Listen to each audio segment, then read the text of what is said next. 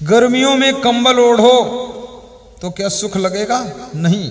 सर्दियों में कूलर चलाओ, क्या सुख लगेगा? नहीं। तो क्या कूलर में सुख है कि कंबल में सुख है? ये परिस्थिति की बात है। तुम्हें कोई चौराहे पर गाली दे तुम दुखी हो जाओगे, लेकिन ससुराल में जब तुम्हारा राम कलेवा होता उस समय कोई महिलाएं गाली देती है, तुम बैठकर सुनते हो और मुस्कुराते हो कि 2 गाली और मिल जाती तो बहुत अच्छा रहता। ये गाली में दुख सुख कहां? तुमने वहां की गालियों को सुख मान लिया, चौराहे की गालियों को दुख मान लिया। अगर इस गाली को भी दुख मत मानो तो गाली देने वाला थक जाएगा पर तुम्हें कोई दुख नहीं दे पाएगा। किसी से द्वेष ना करो, प्रेम करते रहो। कोई आपसे ईर्ष्या करे तो उसका इलाज मैं आपको बता देता हूं। जब तुम्हारी उन्नति होगी तो ईर्ष्या करने वालों की, जलने वालों की संख्या बढ़ेगी। दहिमाना सु तीव्रेण,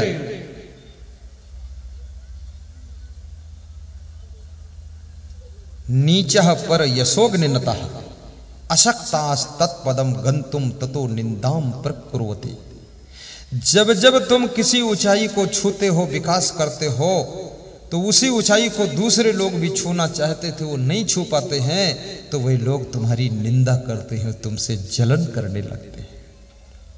तो उसका इलाज क्या है? जब विकास करना मेरे भाइयों बहनों, तो अपने विकास का 10% प्रॉफिट ईर्ष्या करने वाले, निंदा करने वाले लोगों पर भी खर्च कर देना, उनको फायदा करा देना। जब तुम्हारी उन्नति से उनको फायदा होगा तो वे तुम्हारी निंदा नहीं करेंगे, फिर तुम्हारा गुणगान करेंगे कि आदमी बहुत अच्छा। अपनी उन्नति का 10% हिस्सा रिश्तेदार और फैमिली के लोगों पर भी खर्च करना, अन्यथा वही विरोध करेंगे तुम्हारा, फिर उनका भी है।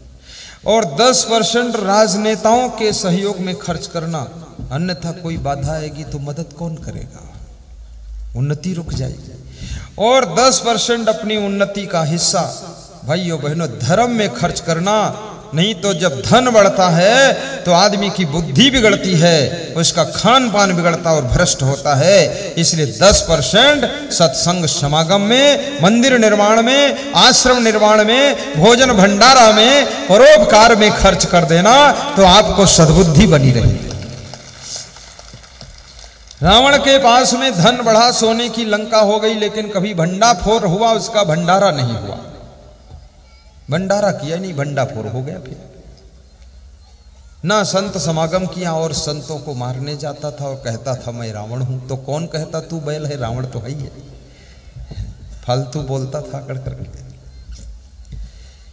इसलिए घर में धन बढ़े तो याद रखना धर्म भी बढ़ना चाहिए, सद्बुद्धि आनी चाहिए, क्योंकि ये धन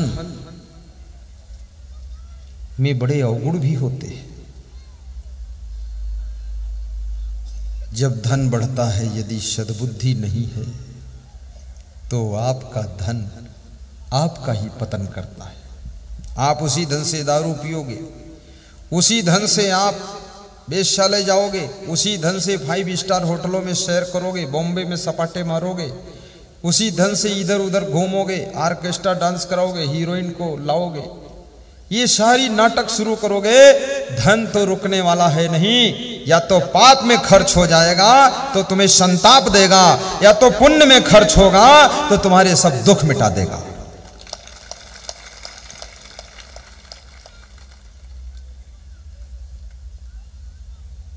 बने जो कुछ धर्म कर ले, यही एक साथ जाएगा।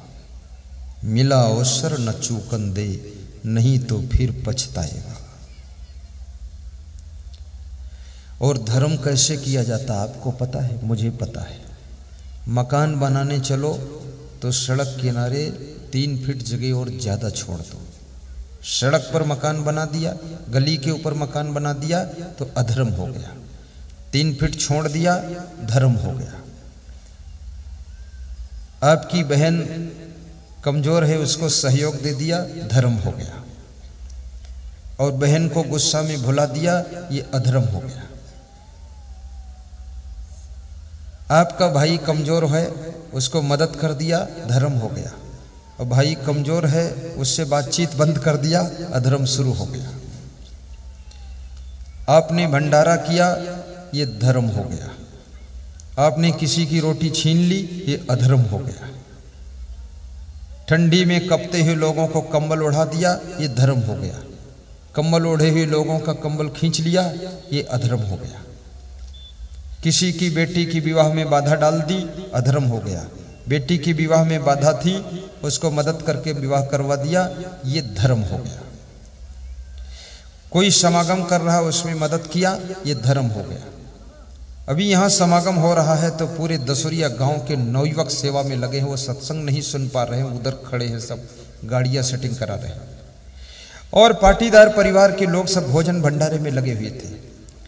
1000 महिलाएं यहाँ रात में ठहरी थी। मैं 9 बजे यहाँ देखने आया था, यहाँ गाड़ी लेकर अंदर आया। श्री दुले सिंह ने कहा एक बार इधर भी नजर डालो, आप रात में चलो। तो यहाँ आया, मैं देखा तो सब महिलाएं उठकर प्रणाम करने जा रही। मैंने कहा नहीं, रजाई ओढ़े बैठे रहो, उठो मत, डिस्टर्ब होगा, रजाई से टुकुर टुकुर देखते रहो। तो सब भजन गा रही थी, गुरुदेव तुम्हारी जय जय हो। हम खड़े थे, देख ही नहीं रही थी गुरुदेव खड़े हैं। तो मैंने सबसे पूछा, बोले बड़ा आनंद है, अच्छा खाने पीने को मिला है, अच्छा ओढ़ने को मिला है। आज भंडारे में गया, सब पंगत में बैठी थी महिलाएं पुरुष, मुझको देखा, सब उठ के भाग कर इधर आ गए। तो वहाँ के प्रबंधक लोग कह रहे थे अरे व्यवस्था बिगड़ जाएगी, पहले भोजन करो। अरे बोले छोड़ो भोजन, पहले दर्शन फिर भोजन। दर्शन किया, फिर ट्राली के पास में टेबल लगाकर मुझे खड़ा किया, बोले इसको छू लो गुरुदेव। मैंने कहा क्या है इसमें? बोले नुक्ति का प्रसाद आज बटेगा, ट्राली भर बना है। तो उसको स्पर्श किया। फिर हलवा लेकर आए, बोले इसको भी छू लो, आज हलवा यहाँ भंडारे में बट रहा है। तो मैंने कहा कमाल है, हमारे भंडारे में हलवा नहीं, यहाँ हलवा। बोले तुम्हारे में तो प्रथम दिन ही हलवा बन गया था। तो हमने कहा लास्ट दिन। बोले अब थोड़े मिलेगा बार बार। बड़े उदारता के साथ भंडारा हुआ है। और खिला कर खाए उसे खुदा समझिए, और चुरा कर खाए उसे जुदा समझिए, उसे जुदा समझिए। किसी के काम जो आए उसे इंसान कहते हैं, पराया दर्द अपनाए उसे भगवान कहते हैं।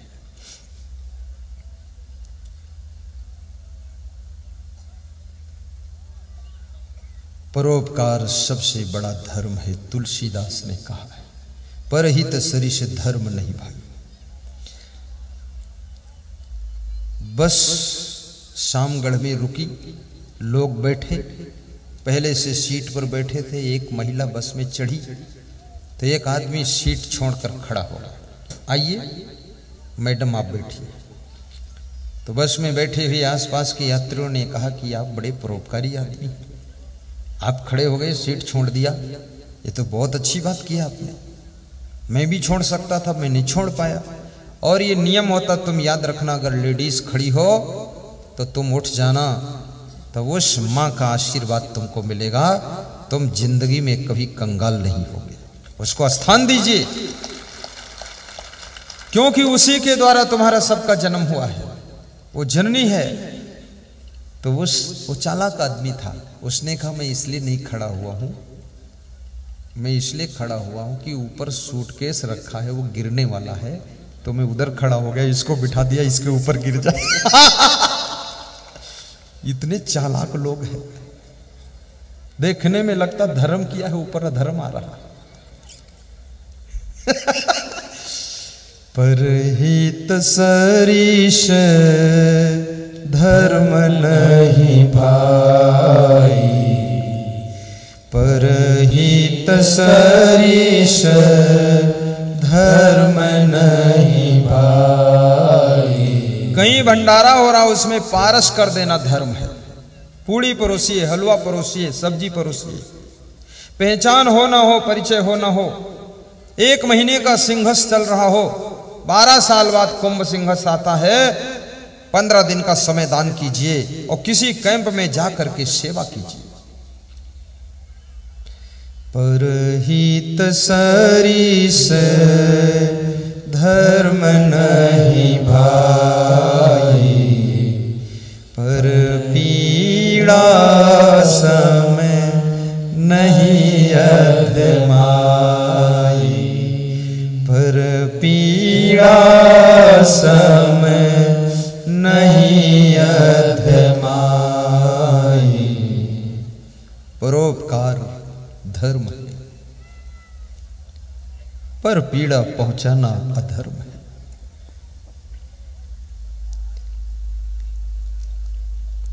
मां की सेवा करना बहुत बड़ा धर्म है। गौ माता की सेवा करने से धर्म बढ़ता है और गौ माता को दुख देने से अधर्म होता है। परिश्रम करने से भी धर्म होता है, आलस्य करने से अधर्म होता है। वफादारी से, जिम्मेदारी से काम करने से भी धर्म होता है। सफाई धर्म है, गंदगी अधर्म है। मधुर बोलने से भी धर्म होता है, कठोर बोलने से अधर्म हो जाता है। वाणी को भी संभाल कर बोलिए।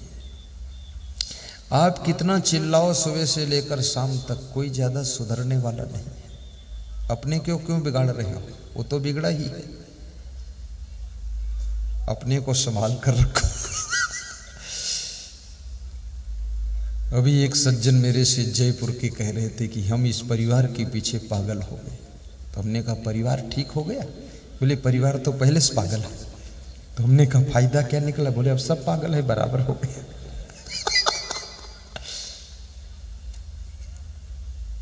ज्यादा हल्ला भी मच मचाओ परिवार में, तुम्हारे हल्ला उल्ला से कोई सुधरेगा नहीं।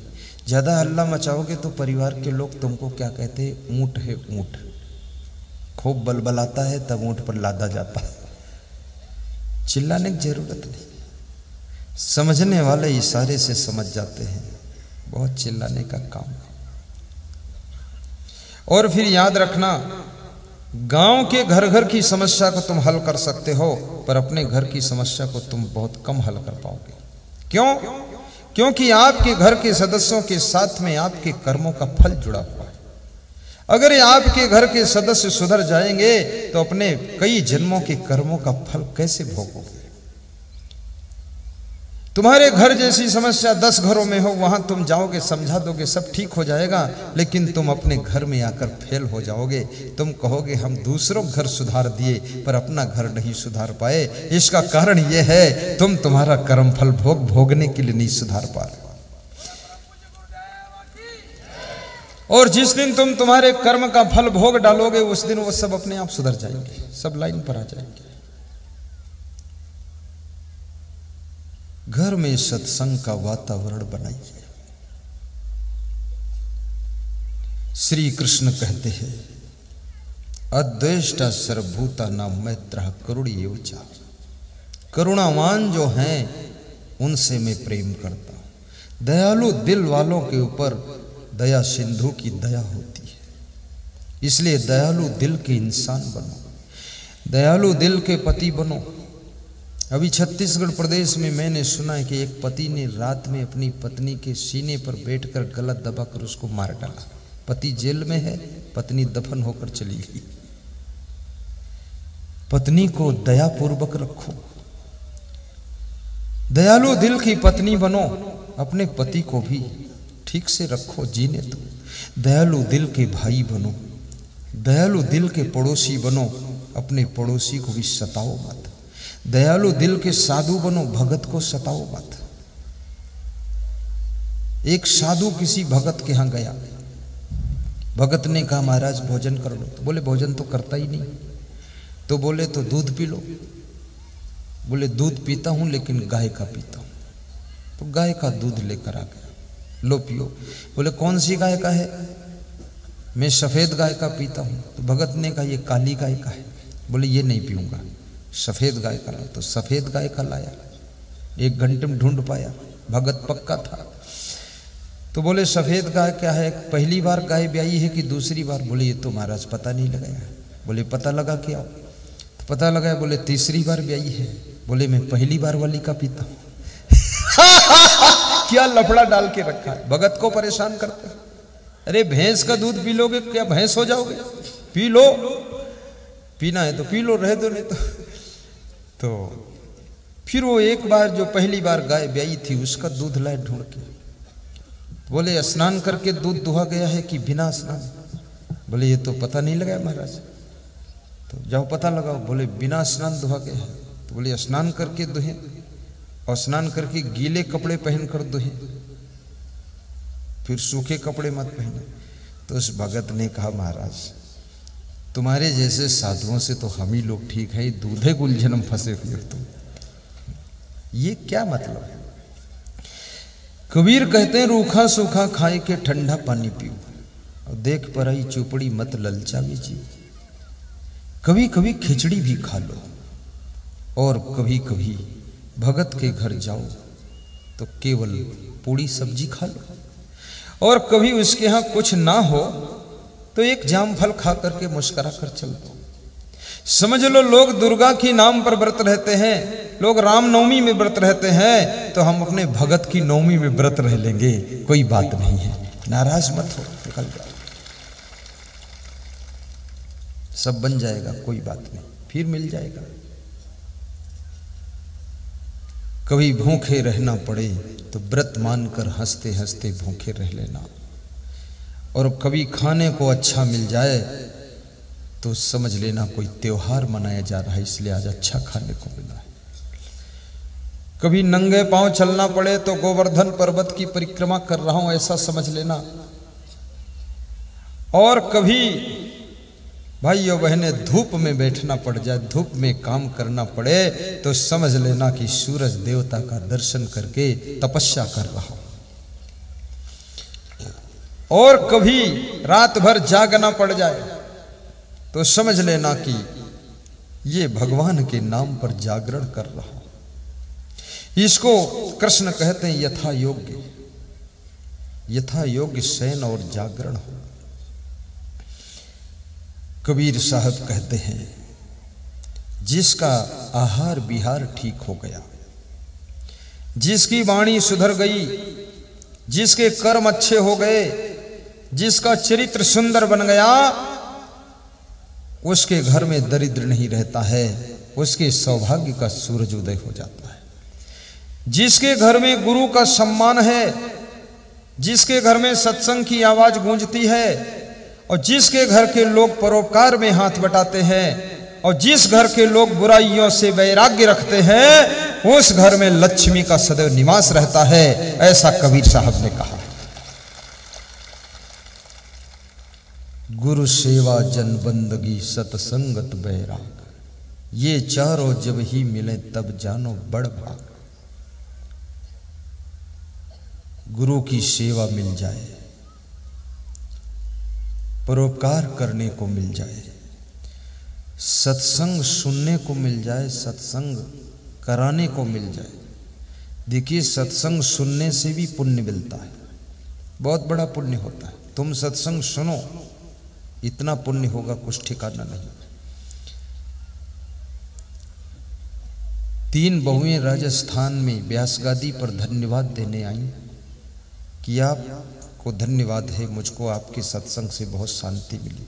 तो मैंने पूछा क्या तुम सुनती हो सत्संग? बोले मैं नहीं सुनती हूँ, लेकिन कल मेरी सासू सत्संग सुनने आई थी और सासू सुधर गई तो शांति हमको मिल गई, इसलिए हम धन्यवाद देने आए।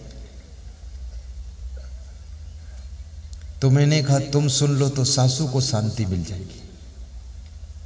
बहुएं सत्संग सुनती हैं तो सासुओं को शांति मिलती है, और सासुएं सुनती हैं तो बहुओं को शांति मिलती है।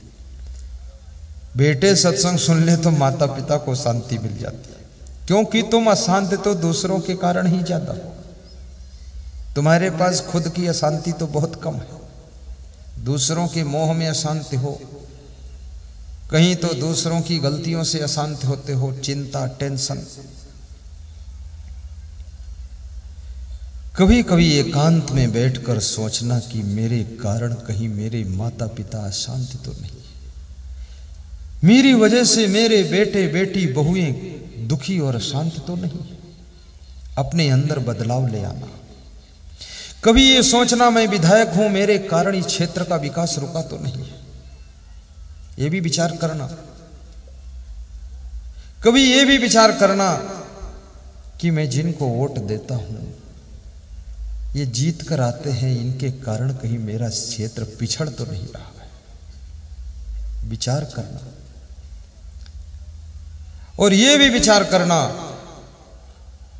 कि हमारे घर में जो हम जोर जोर चिल्लाते हैं, आवाज करते, इसके कारण अशांति तो नहीं है? क्या मेरे आलस्य के कारण घर में डिस्टर्ब तो नहीं हो रहा? क्या मेरे शराब पीने के कारण मेरा घर बिगड़ तो नहीं रहा? क्या मेरी गुस्सा के कारण मेरा घर विखंडित होने वाला है? याद रखना, तुम्हारे अनुकूल कार्य ना हो फिर भी धैर्य रखना, अपने को गर्म होने से बचाना, थोड़ा सा तसल्ली करना। थोड़ा समय बीतने के बाद परिस्थितियां बदल सकती हैं, और जिसमें गम खाने की कला है, सहने की शक्ति है, वो हर अखाड़े में अंत में विजय प्राप्त कर लेता है। सहनशीलता रखो। राजनीति में तुम काम करते हो, उसमें भी बड़ी सहनशीलता की जरूरत है। कोई माला पहनाता है, कोई निंदा भी करता, कोई गाली भी देता, कोई कहता ठीक नहीं, कोई कहता बहुत अच्छे आदमी। प्रशंसा सुन करके फूल न जाना और निंदा सुन करके दुखी न हो जाना। निष्पक्ष होकर के स्वयं अपने ऊपर विचार करना कि मैं वास्तव में कैसा आदमी हूं, और जो आपकी गलती बताता हो उसको धन्यवाद देना, क्योंकि गलती बताने वाले वही होते हैं जो तुम्हारे हितैषी होते हैं, और झूठी प्रशंसा करने वाले तुमको गिराने वाले होते हैं। और लोगों को चापलूसी बहुत अच्छी लगती है, झूठ मूठ लोग बोलते रहे। मैंने एक सज्जन से कहा कि मुख्यमंत्री को बताते क्यों नहीं ये गलती हो रही? बोले बता दूं तो मैं मंत्री ही नहीं रह जाऊंगा। तो हमने कहा तो इरादा क्या है? बोले इरादा चाहे हारे चाहे जीते, लेकिन जब तक हूं तो हूं। हमने कहा ये सच बात बता दो। बोले मैं नहीं बताऊंगा। तो मैंने कहा क्या करते हो? बोले एक माला पहना देता हूँ, कहता हूँ बहुत अच्छा चल रहा, सब बड़ा अच्छा है। हाँ। तुमने कहा फेल होगा तो? बोले हो जाने दो। बोले फेल होगा तो 3 साल बाद फेल होगा, लेकिन अभी फेल हो जाऊंगा मैं तो। कोई सच बात कहना नहीं चाहता।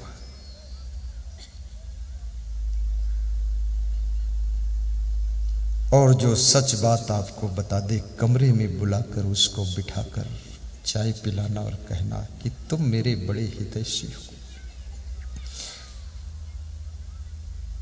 कड़वी बातों को सुनने की सामर्थ्य पैदा करो।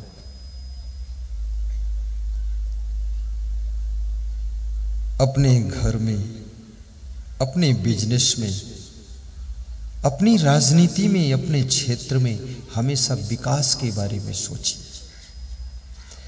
और ये सोचिए कि मेरे पास धन बढ़ेगा तो ये धन हमको समाज की सेवा में भी लगाना है। बिल गेट्स जो कि सॉफ्टवेयर कंपनी उनके पास में, उन्होंने $15 मिलियन रुपये दान किए थे। बहुत बड़ा धन होता है ये सब। जब हमारे गुजरात में भूकंप आया था, कच्छ भुज में सब मकान धराशायी हुए थे, मुकेश अंबानी ने एक गांव को गोद लिया था। 12,000 मकान बनाकर, सड़क बनाकर, बिजली लगाकर, पानी फिट करके, बाथरूम बनाकर, ताला लगाकर, चाबी सबको सौंपा था कि ये गांव मैंने गोद लिया है। इतना बड़ा दान किया। 12,000 मकान, 12 मकान नहीं, 12,000। और आज हमारे देश की सबसे बड़ी उद्योग की हस्ती मुकेश अंबानी, अनिल अंबानी है, टाटा जी हैं, बिड़ला जी हैं। इनके दिल दयालु हो जाए तो याद रखना ये 1,000 गांव गोद ले सकते हैं साल में। जो सरकार नहीं कर सकती वो ये करके दिखा सकते हैं। इनके पास इतनी ताकत है, बहुत ताकत है, बहुत बुद्धि है। और आपको यदि कुदरत ने बुद्धि दिया है कुछ कमाने की, कुछ करने की, कुछ होने की, कुछ बनने की, तो उस बुद्धि का प्रयोग करना। आलस्य में बुद्धि को यूं ही मत पड़ी रहने देना, क्योंकि सबको ऐसी बुद्धि नहीं मिलती है। इसी प्रकार से यदि आपको बुद्धि मिली है, ताकत मिली है, बल मिला है, दिमाग मिला है, तो कृपया मैं निवेदन करूंगा आलस्य में इसको मत गंवा देना। निराश होकर बैठे मत रहना, उदास होकर बैठे मत रहना। इससे अपने देश का विकास करना, देश को संपन्न बनाना, अपने गांव की उन्नति करना और घर का विकास करना, परिवार के एक एक सदस्य को सुविधा पहुंचाना, और देश विदेश में धर्म प्रचार में टीवी चैनल में गुरुदेव की वाणी को गूंज देना। आप में कमाने की कला है तो कमाइए, हर व्यक्ति नहीं कमा सकता है। ये बिजनेस भी सबके बस की बात नहीं, ये बहुत किसी किसी में गुण होता है। यदि आपको ऐसी सामर्थ्य प्रकृति ने दिया है, सबको चुन चुन कर प्रकृति भेजती है, आपका घर विकास की ओर बढ़े, आपके गांव का विकास हो, देश प्रदेश का विकास हो, और विकास केवल धन का नहीं, आपके घर में धर्म का भी विकास हो, आपके घर में भक्ति का ही विकास हो, आपके घर में सत्संग का भी विकास हो, सद्बुद्धि का विकास हो। कितने घरों में धन तो खूब विकास हुआ है, लेकिन रावण बन गए। अब भैंसा खाते हैं, बकरा मुर्गा सब, बकरा मुर्गा ना मिले तो कुत्ता बिल्ली को खा लेते हैं। बड़े विचित्र लोग हैं। ये कहे का विनाश तुम्हारा विकास है कि विनाश है? कि प्रकृति ने धरती की गंदगी को साफ करने के लिए सूअर को बनाया कि कोई इधर उधर लैट्रिन कर दे सड़क पर तो साफ कर देगा, तो साफ कर देता है। और आकाश की गंदगी को साफ करने के लिए चिड़िया को बनाया, और जल की गंदगी को साफ करने के लिए मछलियों को बनाया। लेकिन आदमी को जब बनाया तो भगवान ने ये नहीं सोचा था ये क्या करेगा, तो इस आदमी ने क्या किया, वो तीनों सफाई करने वालों की ही सफाई कर दिया। तीनों खा गया, मछली भी खा गया, चिड़ियों को मार के खा गया, और सूअर को भी मार के खा। अरे तुम्हारे खाने के लिए इतनी सुंदर सुंदर चीजें हैं, शाकाहारी बनो, ऐसा वैसा कभी मत खाओ। तुम ही मेरे मंदिर, तुम ही मेरी पूजा, तुम ही देवता हो, तुम ही देवता हो, तुम ही मेरे मंदिर, तुम ही मेरी पूजा। वाह, सब पुरुष सुन करके ललचा गए। क्या कोयल बोल रही, लेकिन पुरुष सोच रहे हैं ऐसा अगर घर में भी बोल दे तो स्वर्ग हो जाए। जगह बदलने से थोड़ा बदल जाती बात। फिर से माताएं गाएंगी, पुरुष सुनेंगे। थोड़ा जोर से गाना बेटियों। तुम ही मेरे मंदिर, तुम ही मेरी पूजा, तुम ही देवता हो, तुम ही मेरे मंदिर। वाह वाह,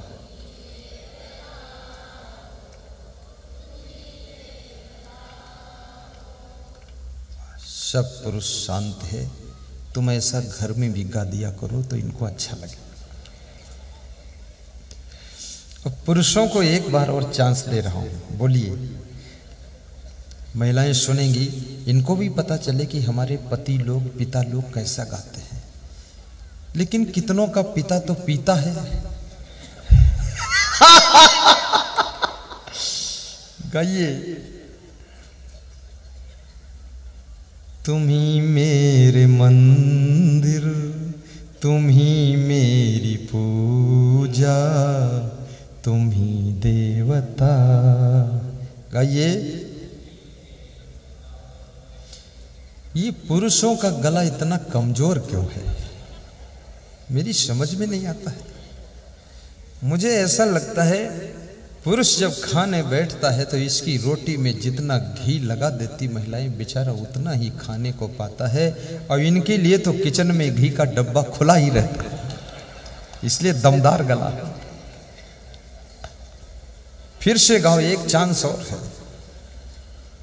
इज्जत का सवाल है। तुम पुरुष, हम पुरुष कितने कमजोर हो तुम।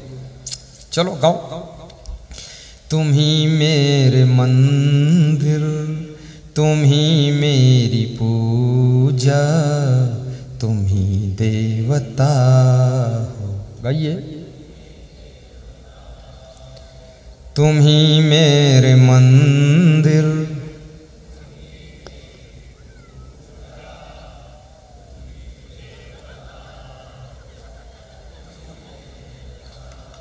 महिलाएं हंस कर रही हैं कि ये घर में तो गाय नहीं बहुत हिया का गई हैं।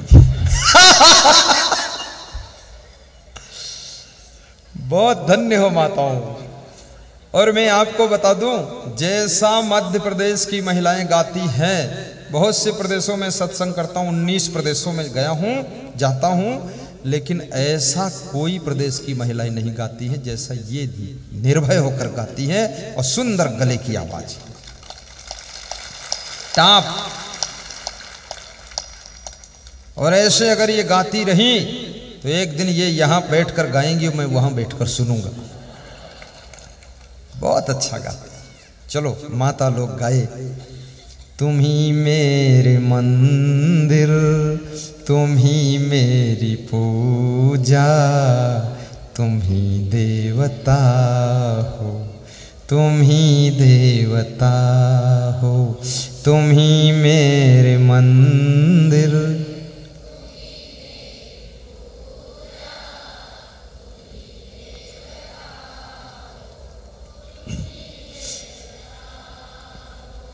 बहुत बहुत धन्यवाद। सब सुनकर खुश हो गए। और माताओं बहनों, आप महान हो। आपने प्रधानमंत्री को भी जन्म दिया है, मुख्यमंत्री को भी जन्म दिया है, आपने महान संतों को भी जन्म दिया है, आपने दुनिया के समस्त नर नारियों को जन्म दिया है। तुम जननी माँ हो और महान हो। इस धरती का गौरव, इस भारत देश का गौरव और अपने घर घर का गौरव, अपनी ससुराल का गौरव हमेशा बनाकर रखना, सम्मान, ये आपके हाथों में जिम्मेदारी सौंपता हूं।